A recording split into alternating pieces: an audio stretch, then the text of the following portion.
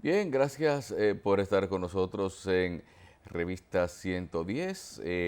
Vamos a mostrarles una información que ocurrió el día de ayer y es un aspecto de un concierto que tuvieron Chris Brown y Lil Wayne en Haití. Hubo sectores que dijeron que estos artistas estuvieron actuando a un costo de aproximadamente $1 millón en el llamado Champ de Mars en Haití. Un concierto multitudinario que tuvo lugar en Puerto Príncipe. Por otras partes, estamos viendo que el concierto fue gratuito, fue una presentación que tuvieron ayer en la capital, que tuvieron durante el fin de semana en la capital haitiana, pero que la oposición de Haití y algunos sectores se están capitalizando en contra del presidente Michel Martelly, indicando que en ese concierto que tuvo una asistencia multitudinaria se gastó un dinero que bien pudo haber sido utilizado en otras cosas. Vamos a ver, miren parte de la multitud que asistió a ese concierto de Chris Brown y Lil Wayne, dos artistas muy conocidos en Estados Unidos y también que tienen gran aprecio entre el público haitiano. Habría que ver si, bueno, esas son de las cosas que uno no se explica que estén sucediendo allá, o que estén haciéndose grandes inversiones en conciertos, si realmente fue cierto que se gastó $1 millón en contratar a dos de los artistas más pegados del momento en Estados Unidos para dar un concierto en Haití. ¿Qué te parece, Junior? No, Carlos. Bueno, buen día, ¿Cuántas Carlos, y casas, buenos buen días, día Junior, cuántas a la casas se hacen audiencia. con $1 millón? ¿Se hacen muchas, sí? Cuando tú me decías del video, yo te preguntaba si eso es una especulación, si es una denuncia o si es una realidad. Porque un país como Haití no está en condiciones de pagar esa cantidad que tú has mencionado ni ninguna otra para un espectáculo. Cosas que a partir de la procedencia de los artistas debieran hacerla gratis en Haití. Bueno, Que mira, el tanta concierto fue penuria gratis para los tienen. asistentes, pero esos artistas No, y ellos no trabajan también, es un acto gratis. de solidaridad con Haití. ¿Quién pagó eso? El gobierno hizo esa actividad. Fue el gobierno haitiano. Dice que, bueno, Michel Martelly dice que el gobierno que el concierto fue gratuito, que ellos no cobraron por hacer ese concierto. No, pues ahí, si se gastó esa cantidad de dinero, Martelly debe estar preso. Bueno, Tú oye, preso debe estar el presidente. no, bueno, Destituido. preso está como quiera, porque ¿De, imagínate, de, de quién? Eso es lo que da la gana en Haití. preso va a estar, como quiera, es decir, preso en el sentido de que no de que irá directamente a prisión, sino que ya Martelly ha hecho suficientes cosas para merecer el rechazo popular, como que quizás este concierto sería solamente una de tantas de las que ha hecho. Déjame decirte. No, pero una presentación. Ujú. No, eso es así, Carlos. El concierto fue organizado por Olivier Martelly, un hijo del presidente, que regularmente se encarga de ese tipo de asuntos, tú sabes, de ese tipo de cosas populares, que también tiene vocación de cantante. También es artista. Ujú. Pues tiene vocación de cantante. Bueno, una cosa, son de cosas diferentes. Ya usted sabe. Carlos, y finalmente se reunió nuevamente el Comité Político del Partido de la Liberación Dominicana Ujú. para abordar todo lo relativo a el proceso interno Ujú. que habrá de concluir con la selección, por un lado, del presidente Danilo Medina y con la selección de los demás candidatos a puestos congresionales y municipales. De hecho, quedó fijada la fecha de la próxima reunión del Comité Central y también de la Comisión Política nuevamente. Se va a dar la proclamación de Danilo Medina sin una votación interna. Bueno, Eso es lo que apunta todo, de que va a ser. posiblemente sea así, Pero sí, por todos los aclamación, precandidatos, pero es que casi todo, es que claro, no tengo entendido que haya ningún otro no es que precandidato, a no hay más excepción del doctor Leonel precandidatos. Fernández, de que haya puesto alguna objeción a que todos decían, en su mayoría casi todos dijeron de que si el presidente Medina era el candidato, ellos no ellos deponían sus aspiraciones. O sea que yo creo que ya por esa parte está claro que sí, Leonel Fernández, Leonel Fernández no creo que sería capaz de pedir ahora en este momento que se haga una votación interna. No, hombre, que yo pienso que eso hay que sacárselo de la cabeza, No, en mi claro. óptica. El doctor Leonel Fernández no va a ser precandidato a nada. Ya ese capítulo se cerró. Sí, para estas elecciones está cerrado ese capítulo. Porque entonces no tuvo sentido, de ser contrario, todo lo que ha ocurrido en el PLD.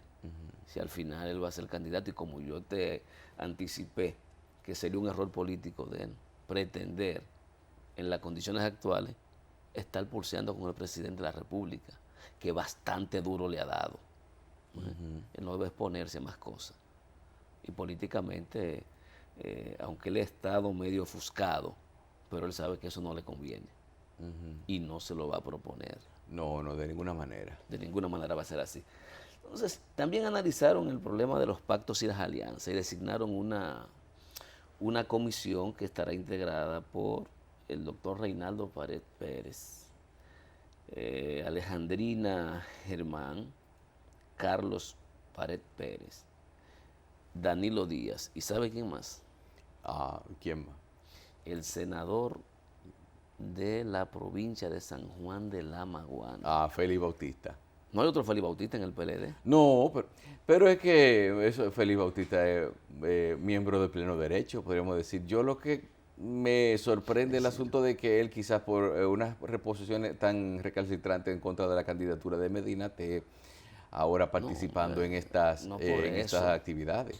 Lo que yo creo que quien nunca debió estar en esa comisión, Félix Bautista, no por el conflicto interno, señores, es una persona que tiene una imagen pública deteriorada, es una persona que está acusado de lo más alarmante y escandalosos casos de corrupción en la República Dominicana, que ya una vez hablamos de esto, que lo mínimo que debió hacer ese partido para marcar distancia, sin juzgarlo previamente, debió ser separarlo transitoriamente de la función de secretario de organización del PLD, ya que no puede hacerlo como senador, porque no tiene facultad, pero en ese caso, marcar distancia, pero ni el expresidente ni el partido ha marcado distancia con este ciudadano de la San Juan de la Maguana. Y para colmos, después de haber sido identificado como parte de los estrategas para la salida que le buscaron al conflicto interno, ya sea el aplazamiento, lo premian encabezando o siendo parte de una comisión que se va a encargar de analizar todos los pactos políticos, con los precedentes de cómo se ha manejado el senador en términos organizativos y en términos políticos con los otros partidos. Pero tú sabes que si ponen a Félix en una comisión encargada de analizar los pactos, eso es un sinónimo además, de que hay un asunto, va a haber un movimiento económico en esa parte. No, pero ¿cuál es el mensaje que le están mandando al magistrado de la Suprema Corte de Justicia? Ay, sí, señores, tengan cuidado, ese señor tiene poder. Este señor él sigue siendo el secretario de organización del Partido de la Liberación Dominicana. Y no obstante con eso, va a ser el que va a hacer los amarres con las fuerzas políticas que van a sumarse al proyecto presidencial reeleccionista. Mucho cuidado con el senador. Sigue impregnado con el mismo poder. ¿Cuál es el metamensaje que se está mandando? O le están mandando a decir, si ustedes quieren, si ustedes están en contra de este partido, hagan algo en contra de Félix. Exacto. Eso es lo que están diciendo. Entonces ese metamensaje que le están enviando a la sociedad dominicana, al Poder Judicial, al propio Procurador General de la República, que ayer albergaba la esperanza, como muchos dominicanos, de que la Cámara Penal de la Suprema Corte de Justicia pueda revocar el auto de no lugar que beneficia a Félix Bautista y a otros 6 coimputados, que a propósito hay audiencia hoy en la Suprema para conocer el caso. Pero esas designaciones son casuales. No, definitivamente no son. O tienen un metamensaje. ¿Qué lo dejaron afuera? Es que el compromiso va más allá de lo partidario. Es que efectivamente se negoció impunidad en el acuerdo político entre el doctor Leonel Fernández o entre Félix Bautista, que convence al doctor Leonel Fernández, porque quien inicia ese proceso es Félix Bautista, con 7 senadores o 5 o 4 senadores más, y van dejando solo al expresidente, y le dicen al presidente que es porque a él le conviene el acuerdo, que lo están haciendo. Después de todo esto, ustedes salirle al país con que este señor es parte de una comisión tan importante, le están mandando una débil señal, sobre todo el presidente de la República, de que no es verdad, ahí no hay diferencia con Félix. Posiblemente yo decía, todos son iguales, porque no han marcado distancia. Lo mínimo que debe hacer ese partido hace un tiempo fue suspenderlo en su función y en su condición de militante temporalmente, hasta que se resuelva ese problema. La Suprema puede echar un pulso, puede seguir adelante y decir que hay lugar para el juicio, entonces le correspondería al PLD tomar una decisión en cuanto a Félix en la matrícula de esas comisiones. No, yo creo que sí. Ojalá estos jueces entiendan que este proceso tiene mérito y que entiendan que el descrédito de la Suprema se acentuó con este fallo y del sistema judicial de la República Dominicana y puedan enderezar eso. O se podría poner peor dependiendo de lo que falle en el día de hoy. Y dejar que denote una intención de no obstaculizar el proceso interno del PLD. O dejar que sea la Suprema Corte de Justicia, su pleno, la que decida la suerte de si los hechos que se le imputan constituyen o no un ilícito penal y si debe ser condenado y destituido de su condición de senador. Pienso que es lo más fácil y lo que más le conviene inclusive a esa Cámara Penal de la Suprema Corte de Justicia. Pero las señales no son buenas. Y vamos a ver cómo esto, yo decía, va a gravitar en las aspiraciones inmediatas del licenciado Danilo Medina. ¿Qué impacto va a tener todo esto? Y sobre todo, cuando después del pacto le están dando nuevamente principalía política al interior de la organización al señor Félix Bautista. Recordémonos que no es Leonel Fernández el candidato, es Danilo Medina. Mira, y esa comisión va a negociar en nombre del partido y en nombre del candidato. Mientras tuvo el proceso contra Félix, incluso él ni se dejaba ver mucho. Él inclusive ni siquiera aparecía, era figura destacada, y a veces en las reuniones del comité, en la reunión pasada del comité político, él ni siquiera, a veces, que ni siquiera estuvo presente.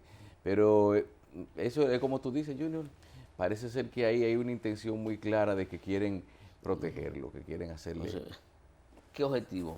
¿Qué sentido tiene? Perfecto, es el secretario de organización. En las dos comisiones lo tienen. Debió seguir siendo el secretario, pero no darle ninguna función en este proceso. Pero no, el objetivo no es ese. Es decir, ese señor, recuérdense que es miembro del comité central del PLD, es el secretario de organización y tiene un peso determinado en este partido y en esta sociedad. No, mucho cuidado. Y que se tiene que entender con todos los demás miembros del partido con respecto al asunto de cuáles son los espacios que hay que ceder para las alianzas también. Claro. Entonces todo eso está envuelto. Otro tema abordado por el comité político es el respaldo a todo lo que tiene que ver con el plan de regularización de extranjeros en la República Dominicana. Y me parece interesante que el comité político temas como eso lo aborde. Pero a mí me gustaría ver, hay otros temas que yo no sé si el comité político del PLD o el comité central ha fijado posición. Algo tan sencillo. El tema de los accidentes de tránsito, la cantidad de muertes que pasan en el país, ¿le ha preocupado a ese partido? No, pero ellos están ahí para hablar de otra cosa, Junior. De la inseguridad ciudadana y la criminalidad en la República Dominicana. ¿Cuál es la posición del comité central del PLD y del comité político? Fijar posición de cara a trazar políticas públicas del partido de gobierno y parecería ser efectivamente el Consejo de Ministros, donde se deciden las grandes cosas de la República Dominicana. Yo no he escuchado una posición del comité político. El problema de la violencia intrafamiliar, ¿cuál es la posición del comité político? y del Comité Central. No, pero es que esa gente Sobre no el se junta para problema hablar del de esas cosas. salario en la República Dominicana, ¿tiene posición el Comité Político y el Comité Central del PLD? Mire, esa ¿Hemos gente, escuchado algo al respecto? es que esa gente ahora mismo lo que les importa es seguir en el poder, ¿no? Y piensan que esas son cosas que nunca se van a resolver, que no son cosas que le pueden estar, que por más que un gobierno se esfuerce, nunca va a terminar. Entonces, ahora mismo lo que están en su asunto de su proceso interno y después hablamos de cualquier otra cosa. Y no hablaron de ¿Se más. han abordado algunos del problema de los intercambios de Ni, disparos? Que hay que recordar, si yo no me equivoco, que iniciaron en el gobierno del PLD. pero Se acentuaron con mayor presencia ese problema. La política de mano dura. ¿De quién fue Candelier, el jefe de policía? ¿Tú recuerdas? Fue de Leonel. ¿Y cuándo se diseñó la política de manos duras en contra de la delincuencia?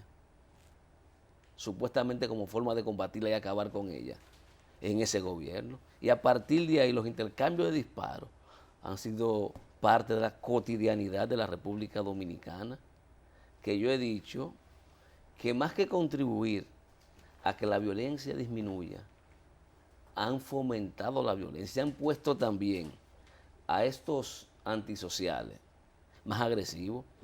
Antes te llevaban el celular y no pasaba nada, pero ahora te llevan el celular y te dan un tiro porque están pagos. Ah, no importa, la policía me da un tiro. Yo me llevo uno y no me muero solo. Así que la gente razona. Pero eso al comité político, al PLD, no le interesa abordarlo. No hablar de corrupción e impunidad. Ese es un tema vedado en ese partido. Tan vedado que fíjate cómo lo están manejando. Contrario a lo que ha ocurrido en otros países, por ejemplo los brasileños, que se dice que el presidente Danilo Medina sigue mucho ese modelo.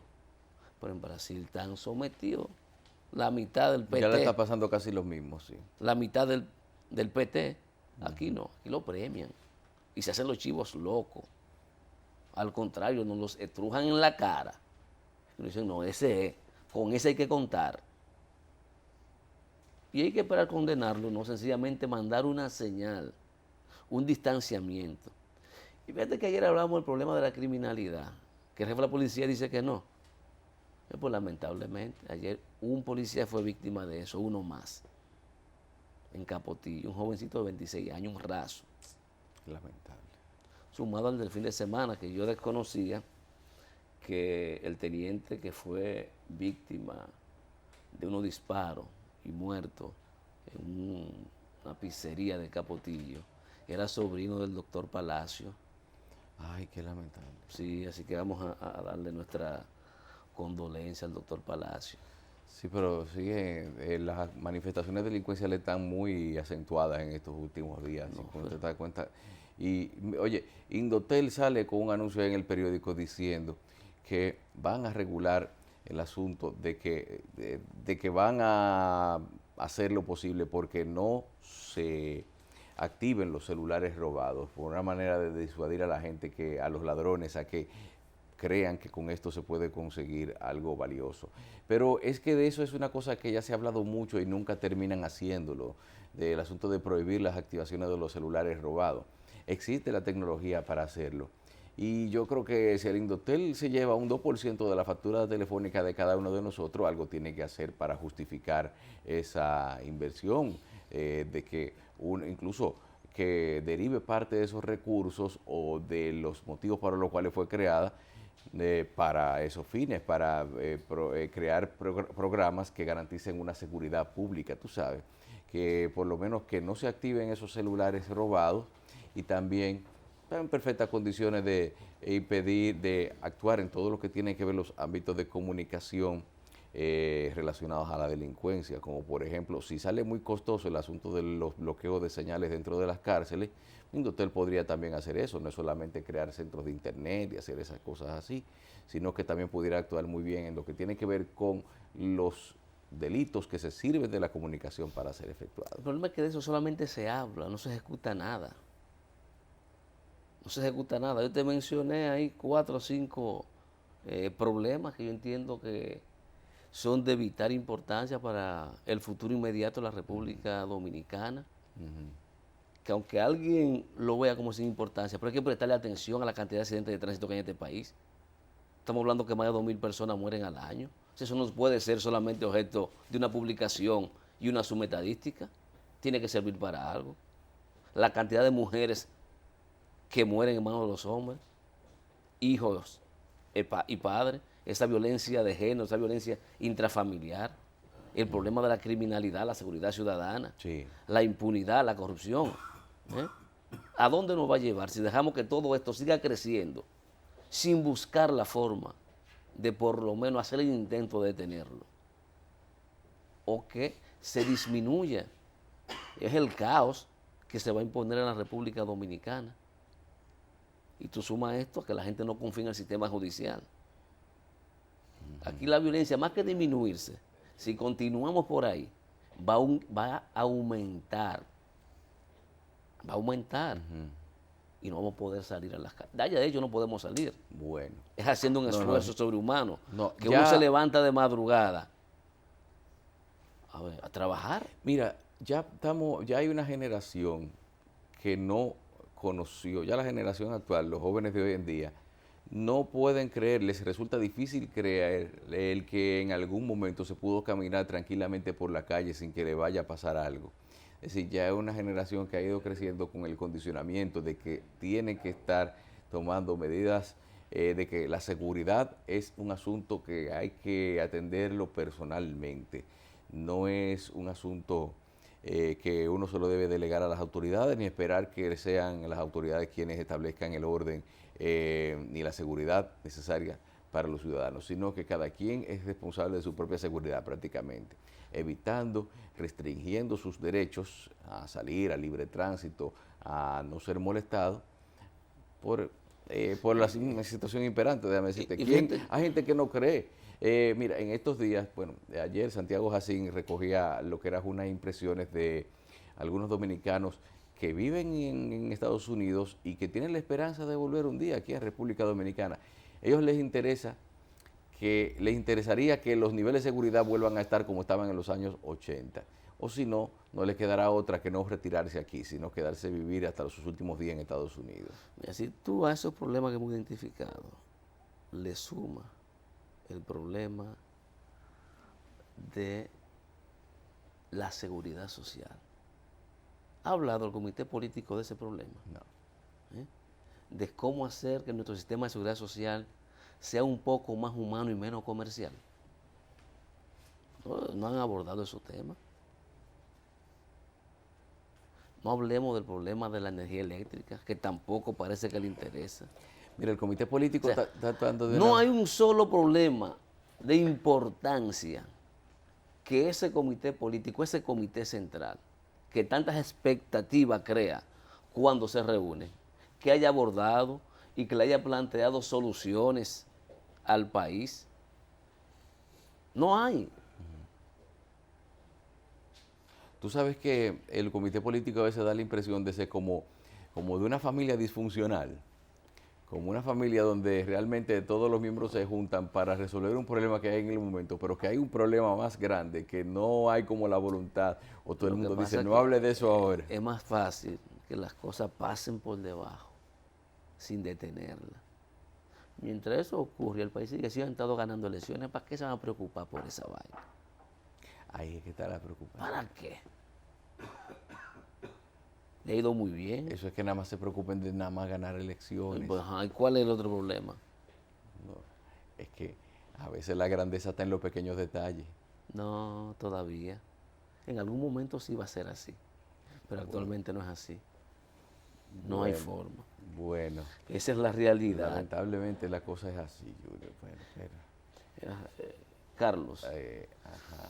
ya ves que el tema Grecia sigue estando en la palestra de la prensa internacional. Ajá. Sí. Ven acá, ayer, pero ¿cómo es el asunto? De que ayer los bancos estaban cerrados, pero la gente estaba tratando de sacar dinero de los cajeros automáticos. Pero además, aparte de ese pequeño detalle, hay que tomar en cuenta también de cómo eso ha incidido en todo lo que es la economía de esa región, de la llamada zona euro, de cómo hay mucha gente que se está viendo necesariamente reflejada en ese espejo. Y esa crisis de Grecia, esa deuda impagable, hay otro país ya, que es Puerto Rico, con una deuda de 72 mil millones de dólares que Estados Unidos no está dispuesto a asumir ni a presentar ninguna forma de salida para esa situación. O sea que ya ni siquiera Puerto Rico con esa situación se está haciendo ya poco atractivo hasta para la emigración, porque no es una situación fácil la que se está viviendo allá. Ahora, en el caso de Grecia, a mí me parece que es interesante observar también el comportamiento que han estado asumiendo los líderes del partido gobernante, Syriza, sobre todo Alexis Tsipras, Ajá. que ha asumido, yo digo yo, una posición correcta. Ha asumido una posición correcta en el sentido de que la oferta y la propuesta que le está haciendo la Troika, esto es la Comisión Europea, el Banco Central Europeo y el Fondo Monetario Internacional, la propuesta es totalmente contraria a lo que había sido su programa de gobierno y por el cual los griegos votaron a favor de su organización. ¿Qué quiere decir esto? Bueno, que la política de austeridad que se ha implementado en Grecia ha tenido consecuencias devastadoras para ese país. No solo porque se ha reducido su crecimiento, sino que la pobreza, el desempleo ha aumentado drásticamente.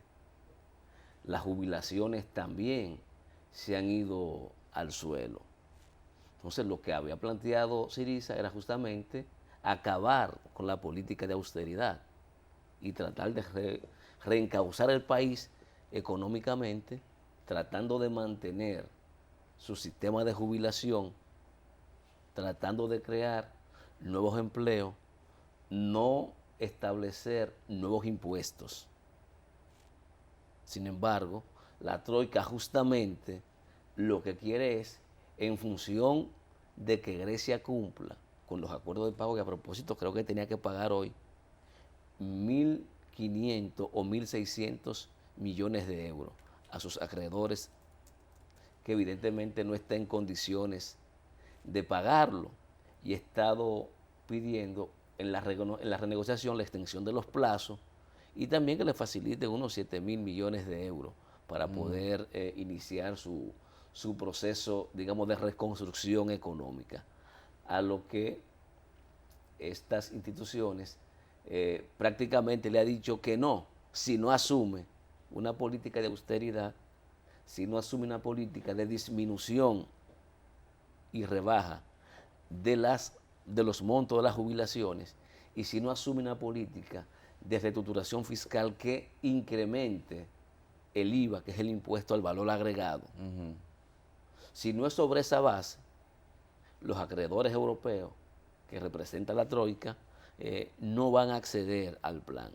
Entonces, desde el punto de vista político, es correcta la decisión. Yo sé que en la República Dominicana dirán, ¿y por qué van a someter eso a un conjunto de salta para atrás que no saben de economía? Porque eso es lo que dicen. ¿Cómo van a someter eso a ese conjunto de salta para atrás?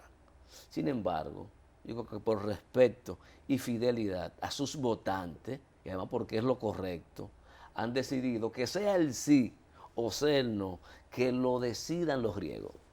Queremos aceptar la propuesta de la Troika, aún sabiendo la consecuencia. Dijimos que sí. No es solo responsabilidad del gobierno, que encontró una situación caótica económicamente, que no la crearon ellos, que habrá que investigar qué ha pasado con los que crearon esa situación.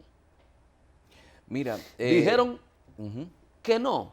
Pues igual, si nos vamos a la zona euro, las consecuencias que tenga las decidimos todo como país, no la dirigencia política. Yo creo que en eso encierra el valor y la certeza de someter esto al escrutinio de los griegos, que el próximo día 5, salvo que haya alguna variación, tendrán que referirse a si aceptan o no la propuesta que le están haciendo los acreedores de la Troika a Grecia, o si por el contrario aceptan la posición de las autoridades. Mira, tú sabes que a uno viendo aquí lo más reciente con respecto a la crisis, uno ve que, bueno, Standard & Poor's bajó a triple C menos con perspectiva negativa Pero las por la posibilidades de que el crisis país griega. las posibilidades de que el país salga de la zona euro, rebajando la nota crediticia de Grecia. Y, o sea, que básicamente negociar con Grecia los bonos que se hayan emitido para la capacidad de emisión de bonos y de deuda pública de Grecia está en su peor situación. El problema es, ¿tú Y sabes cuál también es? El centro del debate aquí es que todos los acreedores son iguales. Mira, No importa que sea el usurero que no existe en República Dominicana que te presta al 40% mensual, que sea la institución financiera o que sea el Fondo Monetario Internacional, al final tienen el mismo comportamiento. Sí. Págame, no importa que usted se embrome. Así es, Y pero eso es lo déjame que está decir, pasando con Grecia. por eso te estoy diciendo, por eso que iba a decirte que precisamente uno se pone a pensar que esos son, dejemos de un lado el pensamiento de que somos una isla, de que todo lo que va a llegar aquí tiene que pasar por agua salada, señores. Hay que tomar en cuenta, eso puede ser un espejo de algo que, una realidad que podríamos afrontar si no se toman las medidas necesarias. ¿Cómo Porque llegó un desorden, Grecia a esa situación? Grecia llegó por lo que hemos visto preliminarmente, por un asunto, falsificación de datos macroeconómicos. Oh, claro. Cuando iba a ingresar a la zona euro, falsificaron todos los datos económicos. Sí, según estuve viendo, había un déficit fiscal de 12.7 y lo presentaban como que era de un 3. Entonces, cuando una deficiencia recaudatoria, una mala administración, una incapacidad de canalizar, de recaudar y ¿Dónde canalizar fueron a dar correctamente el esos gasto fondos público, que Grecia debe? entonces ellos llegaron al punto que están hoy mediante eso que estamos haciendo aquí ahora, de reenganchar para pagar deudas viejas. Eso es básicamente el asunto de que se estuvo haciendo. Esa práctica que estamos llevando hoy a cabo aquí tiene quizás su reflejo más explosivo de a qué podría derivar en esa situación griega, definitivamente. Bueno, por aquí está Félix de Sena, ya tenemos la información deportiva, pero antes vamos a recordarles nuestros espacios en internet, en nuestra página revista110.com.do, donde usted puede ver todo lo que acontece aquí en el programa, y también tenemos esta nueva modalidad para que usted acceda ahí mismo a la transmisión en vivo en Carivisión. Puede hacer clic ahí, inmediatamente les redirecciona a Carivisión, donde usted puede ver el programa Revista 110 sin problema alguno en vivo mientras se esté transmitiendo.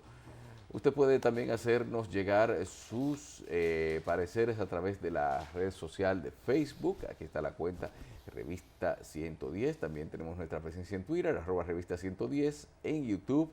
Usted puede ver lo que dijeron los invitados y los comentarios y análisis expresados en este espacio, sin importar la fecha que hayan sido emitidos.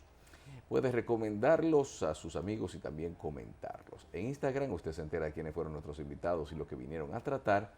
Como le decíamos antes, carivisión.com.do con la transmisión en vivo de Revista 110 y todos los espacios. Y 107.7 FM para quienes nos escuchan desde las 5 hasta las 9 de la mañana por Coral y quieren estar haciendo otra actividad, pueden sintonizarnos por radio mientras conducen o hacen alguna otra actividad. Vamos a una pausa, volvemos en breve con los deportes.